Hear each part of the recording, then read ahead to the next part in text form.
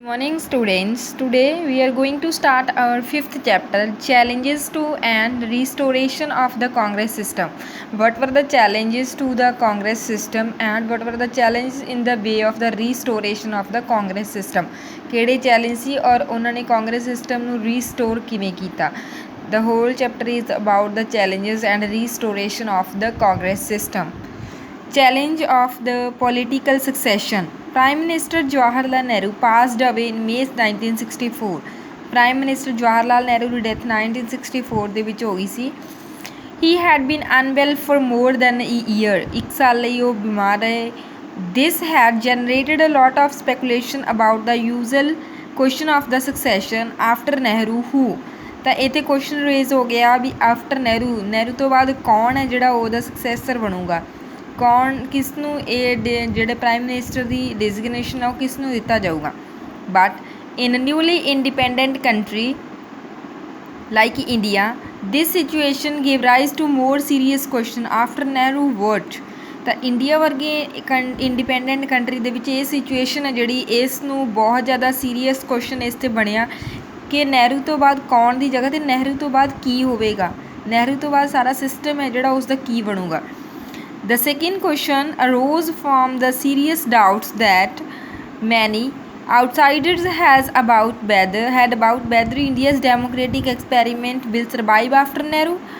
ਤਾਂ second question ਇਹ ਸੀ, ਬਹੁਤ ਸਾਰੇ ਆਊਟਸਾਈਡਰਸ ਸੀ ਜਿਹੜੇ ਉਹਨਾਂ ਨੇ ਕਿਹਾ ਕਿ ਨਹਿਰੂ ਤੋਂ ਬਾਅਦ ਡੈਮੋਕ੍ਰੇਟਿਕ ਐਕਸਪੈਰੀਮੈਂਟ ਹੈ ਜਿਹੜਾ ਉਹ ਸਰਵਾਈਵ ਬਚੂਗਾ ਜਾਂ ਨਹੀਂ ਬਚੂਗਾ ਜਾਂ ਉਹ ਡਿਸਟਰੋਏ ਹੋ ਜਾਊਗਾ.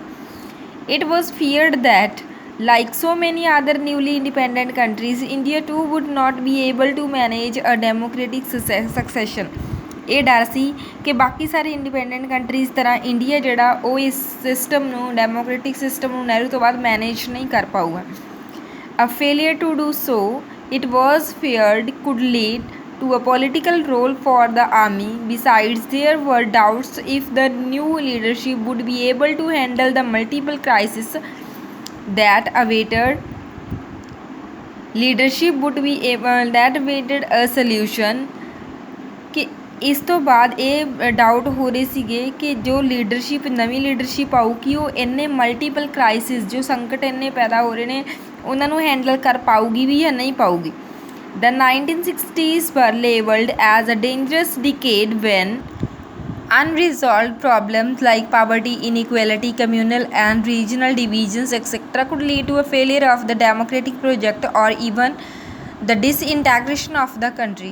1960s ਦੇ ਟਾਈਮ ਤਾਂ ਬਹੁਤ ਸਾਰੀਆਂ problems like poverty, inequality, communal, religious divisions ਇਹ ਸਾਰੀਆਂ ਨੇ ਜਿਹੜੀਆਂ ਇਹ ਬਹੁਤ ਮਤਲਬ ਇੱਕ ਫੇਲੀਅਰ ਨੂੰ ਫੇਸ ਕਰਨਾ ਪੈ ਰਿਹਾ ਸੀ. ਤਾਂ ਇੱਥੇ ਲੱਗਦਾ ਸੀ ਡੈਮੋਕ੍ਰੇਟਿਕ ਸਿਸਟਮ ਦਾ ਪ੍ਰੋਜੈਕਟ ਹੈ ਜਿਹੜਾ ਉਹ ਜਾਂ ਤਾਂ ਫੇਲ ਹੋ ਜਾਊਗਾ ਜਾਂ ਕੰਟਰੀ ਹੈ ਜਿਹੜਾ ਉਹ ਡਿਸਇੰਟੈਗਰੇਟ ਹੋ ਜਾਊਗਾ.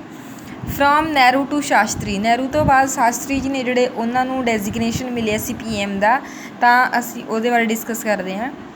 Lal Bahadur Shastri from 1904 to 1966. Prime Minister of India, participated in the freedom movement since 1930s. ਉਹਨਾਂ ਨੇ 1930 ਦੇ ਵਿੱਚ ਫਰੀਡਮ ਮੂਵਮੈਂਟ ਦੇ ਵਿੱਚ ਇਨਵੋਲਵਮੈਂਟ ਦਿੱਤੀ ਸੀ ਆਪਣੀ. ਮਿਨਿਸਟਰ ਇਨ UP ਕੈਬਨਿਟ ਦੇ ਮਿਨਿਸਟਰਸ ਵੀ ਸੀਗੇ. General secretary of the Congress. Minister in the union cabinet from 1951 to 1956 when he resigned, taking responsibility for the railway accident, and later from 1957 to 1964 coined the famous slogan Jai Jawan Jai Kisan. ਤਾਂ ਇੱਕ ਵਾਰੀ ਜਦੋਂ ਉਹ railway ਦੇ department ਦੇ ਵਿੱਚ ਕੰਮ ਕਰਦੇ ਸੀ ਤਾਂ ਉੱਥੇ ਇੱਕ ਬਾਈ ਚਾਂਸ ਐਕਸੀਡੈਂਟ ਹੋ ਗਿਆ ਸੀ ਜਿਸ ਦੇ ਲਈ ਉਹ ਖੁਦ ਨੂੰ ਰਿਸਪੋਂਸੀਬਲ ਸਮਝਦੇ ਹੋਏ ਉਹਨਾਂ ਨੇ 1956 ਦੇ ਵਿੱਚ ਰਿਜ਼ਾਈਨ ਦਿੱਤਾ ਸੀ ਆਪਣੇ ਡੈਜ਼ਿਗਨੇਸ਼ਨ ਤੋਂ. From Nehru to Shastri. The ease with which the successor after Nehru took place proved all the critics wrong. ਤਾਂ ਜਿਹੜਾ ਇਹ ਨਹਿਰੂ ਦੇ ਬਾਰੇ ਨਹਿਰੂ ਤੋਂ ਡੈਥ ਤੋਂ ਬਾਅਦ ਸੋਚ ਰਹੇ ਸਾਰੇ ਕ੍ਰਿਟਿਕਸ ਤਾਂ ਉਹ ਰੋਂਗ ਸਿੱਧ ਹੋਏ. When Nehru passed away, K. Kamaraj, the president of the Congress party, consulted party leader and Congress members of parliament and found that there was a consensus in favor of the Lal Bahadur Shastri. Nehru the death ਤੋਂ ਬਾਅਦ ਕੇ ਕਾਮਰਾਜ ਜੋ ਕਿ president ਸੀਗੇ Congress party ਦੇ ਤਾਂ consult ਕੀਤਾ party leaders ਦੇ ਨਾਲ, ਕਾਂਗਰਸ ਮੈਂਬਰਸ ਦੇ ਨਾਲ, ਮੈਂਬਰ ਆਫ ਪਾਰਲੀਮੈਂਟਸ ਦੇ ਨਾਲ ਕਿ ਸਾਰਿਆਂ ਨੇ ਇਹ ਕਨਸੈਂਸਸ ਦਿੱਤਾ ਕਿ ਲਾਲ ਬਹਾਦਰ ਸ਼ਾਸਤਰੀ ਹੈ ਜਿਹੜਾ ਉਹਦੇ ਫੇਵਰ ਦੇ ਵਿੱਚ ਕਨਸੈਂਸਸ ਦਿੱਤਾ ਕਿ ਇਹਨਾਂ ਨੂੰ PM ਬਣਾਇਆ ਜਾਵੇ। He was unanimously chosen as the leader of the Congress parliamentary party and thus became the country's next prime minister।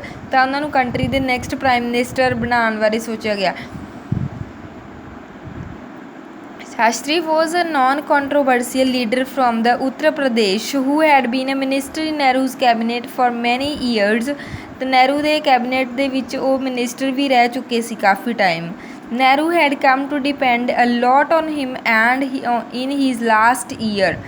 ਉਹਨਾਂ ਦੇ ਲਾਸਟ ਈਅਰਸ ਦੇ ਵਿੱਚ ਨਹਿਰੂ ਜੀ ਬਹੁਤ ਡਿਪੈਂਡ ਰਹਿੰਦੇ ਸੀਗੇ ਸ਼ਾਸਤਰੀ ਜੀ ਦੇ ਉੱਪਰ। He was known for his simplicity and commitment to the principles।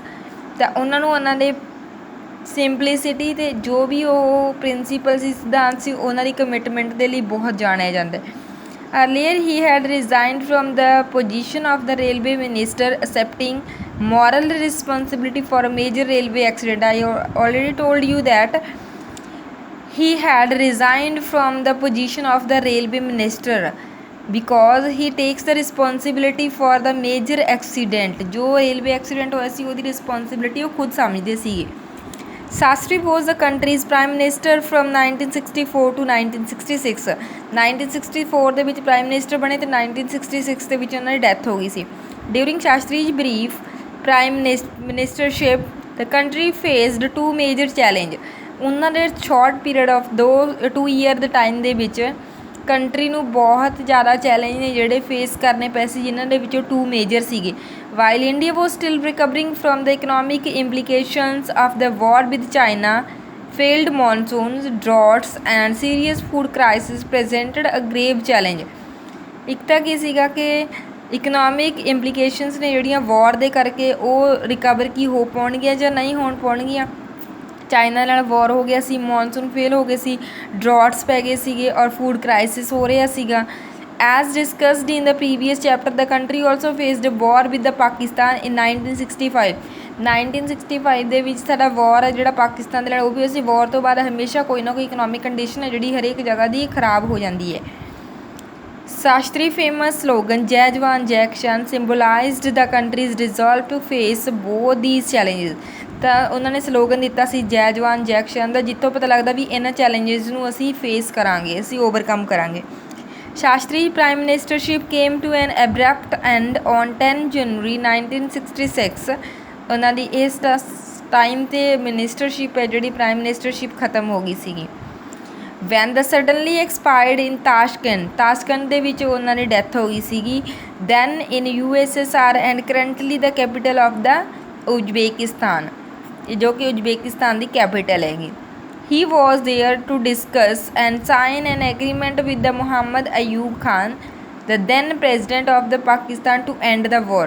ਤਾਂ ਉਸ ਟਾਈਮ ਉਹ ਤੇ ਐਗਰੀਮੈਂਟ ਸਾਈਨ ਕਰਨ ਗਏ ਸੀਗੇ ਪਾਕਿਸਤਾਨ ਦੇ ਪ੍ਰੈਜ਼ੀਡੈਂਟ ਅਯੂਬ ਖਾਨ ਦੇ ਨਾਲ, ਮੁਹੰਮਦ ਅਯੂਬ ਖਾਨ ਦੇ ਨਾਲ, ਕਿ ਵਾਰ ਜਿਹੜਾ ਉਸ ਨੂੰ ਐਂਡ ਕੀਤਾ ਜਾਵੇ, ਜਿੱਥੇ ਜਾ ਕੇ ਉਹਨਾਂ ਦੀ ਡੈਥ ਹੋ ਗਈ ਸੀਗੀ 1966 ਦੇ ਵਿੱਚ ਉਹ ਐਕਸਪਾਇਰ ਹੋ ਗਈ ਸੀ।